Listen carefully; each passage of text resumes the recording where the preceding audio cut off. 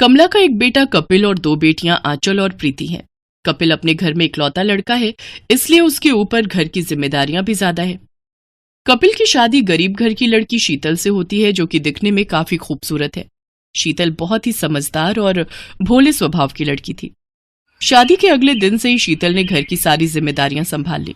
शीतल की दो नंदे थीं जो कि शादीशुदा थीं और शादी के बाद अपने पति के साथ अपने मायके में ही आकर रहती थी। वो दोनों बहुत ही घमंडी थी। वो दोनों सुबह 10 बजे सोकर उठती है, जबकि बेचारी शीतल सुबह 5 बजे ही उठ जाती है और घर का सारा काम अकेले ही करती है। कल रात सचमुच बहुत ही अच्छी नींद आई है ना? सही कहा दीदी, अब बस जल्दी से एक कप गर्मा गर्म चाय भी मिल जाए तो फिर तो मजा ही आ जाए। हाँ तो अब इसमें इतना सोचना क्या है? अब काम वाली बाई आ तो गई है घर में, मेरा मतलब है भाभी। रुक, अभी उसे चाय बनाने के लिए बोलती हूँ। प्रीति ने शीतल को 2 कप चाय बनाने के लिए कहा। तभी कमला भी वहां आ जाती है। एक तो तुम दोनों महारानियां 10 बजे सोकर उठ रही हो और ऊपर से इसे चाय बनाने को कह रही हो। हाँ, तुम दोनों को शर्म नहीं आती? हाँ तो ऐसा कौन सा गुनाह कर दिया हमने? 1 कप चाय ही तो मांगी है।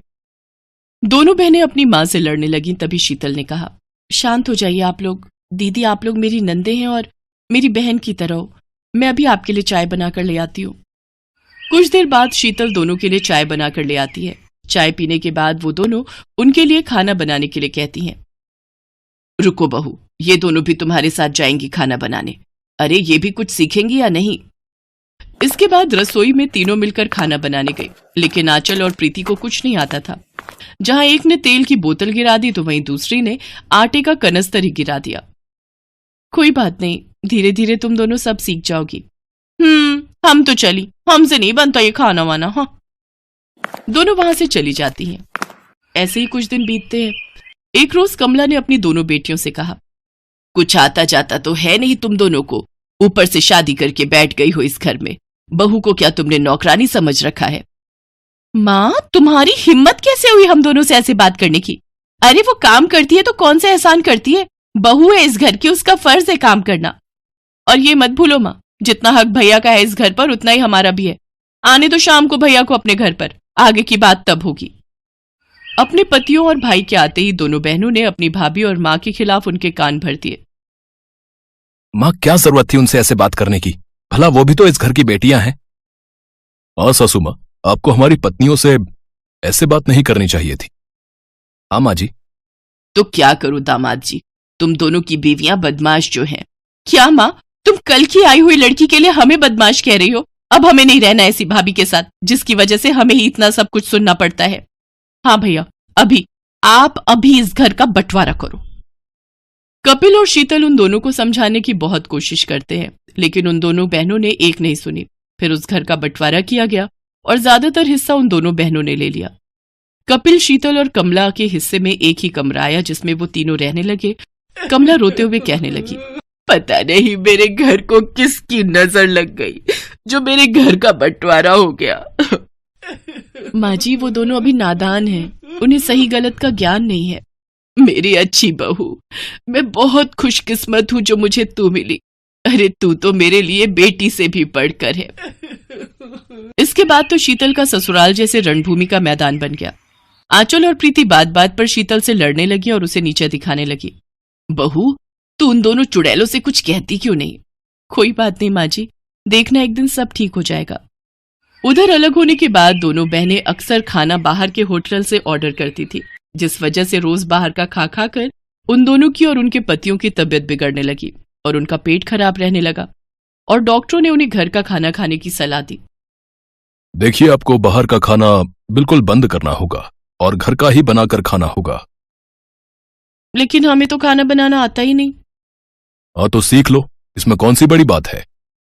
दोनों बहनें पहली बार किचन में जाती हैं और गैस जलाने की कोशिश करती हैं, लेकिन उनसे चूल्हा जलता ही नहीं, जिस वजह से वो केरोसिन तेल चूल्हे पर डाल देती हैं और माचिस जलाती हैं, जिससे वहां पर आग लग जाती है और आग पूरे घर में किचन में फैलने लगी। दोनों बहनें भागती हुई बाहर आईं। उन दोनों के पति आग बुझाने के लिए अंदर की तरफ भागे, लेकिन फिर वो भी वहीं फंस गए। बचाओ आंचल, हमें बचाओ। हम कैसे बचाएं? हम तो खुद ही जल जाएंगी। तभी कपिल और शीतल दौड़ते हुए आए और आते ही आग के मुंह में घुस गए और दोनों को आग से सही सलामत बचा कर ले आए। अब ठीक तो है ना? भैया भाभी, आपका बहुत बहुत शुक्रिया। आज आपने हमारी सुहाग की जान बचा ली। हाँ भैया भाभी, माँ, आज हमें समझ आ गया कि आप लोग हमारे अपने हैं और आप जो कुछ भी कहते थे हमारी भलाई के लिए कहते थे। इसके बाद दोनों ने मिलकर अपनी भाभी से माफी मांगी, जिसके बाद वो दोनों नंदे अपने अपने ससुराल चली गई और फिर कभी कभार ही अपने मायके आती, जहां शीतल अपनी दोनों नंदों की खातिरदारी खूब अच्छे से करती और वो दोनों भी अब सबके साथ अच्छे से रहती।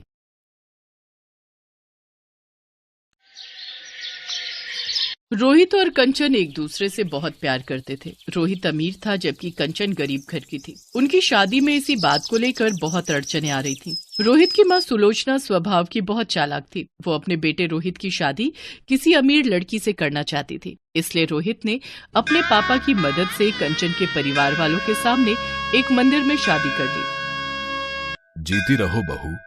पापा, आपको लगता है मम्मी इस शादी को मंजूरी देंगी? बेटा, जब भगवान ने मंजूरी दे दी तो तुम्हारी मम्मी को भी देनी ही पड़ेगी। अच्छा चलो, अब कंचन बहू को घर ले चलो। माँ, मुझे आशीर्वाद दो कि मैं सासू माँ का दिल जीत सकूं।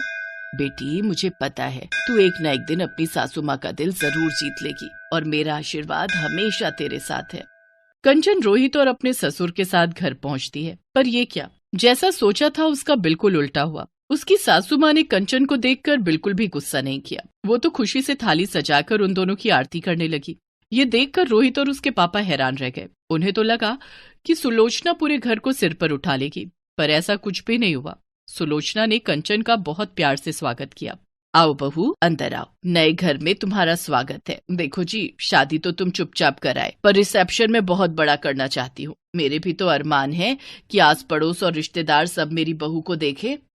हाँ हाँ सुलोचना, बिल्कुल, मैं आज ही रिसेप्शन के सारे इंतजाम करता हूँ। कंचन खुश थी कि उसकी सास ने उसे अपना लिया था, पर ऐसा कुछ भी नहीं था। सुलोचना बहुत चालाक थी। वो अपने मन में कोई और ही खिचड़ी पका रही थी। मैं ये झूठे प्यार का नाटक ज्यादा दिन नहीं कर सकती, मुझे कुछ और ही सोचना होगा, हाँ, ताकि मैं इस लड़की को अपने घर से निकाल सकूं।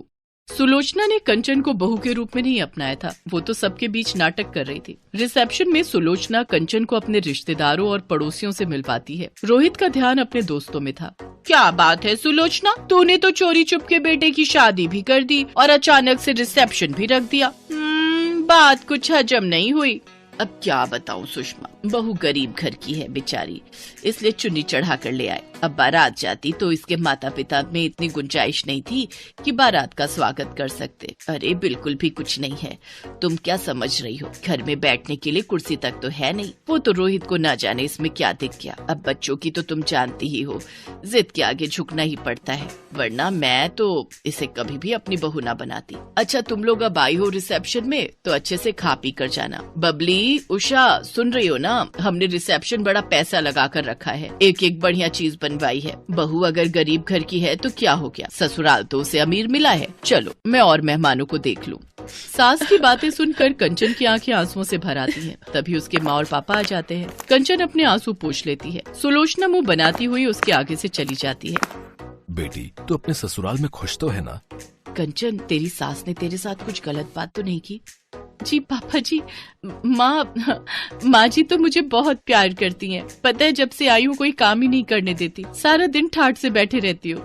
कंचन अपने मम्मी पापा को झूठ बोल देती है, पर सच तो ये था कि सुलोचना उसके साथ सीधे मुंह बात ही नहीं करती थी। जब तक सुलोचना के ससुर और रोहित घर पर होते थे तब तक तो सुलोचना कंचन से बहुत मीठे से बात करती, और जैसे ही वो दोनों घर से जाते सुलोचना उससे घर के सारे काम करवाने शुरू कर देती, और शाम को जब वो दोनों वापस आते तो उसका रवैया अलग ही। अरे वाह, खीर बहुत टेस्टी बनी है। 2-3 दिन से मेरा मीठा खाने का बहुत मन था।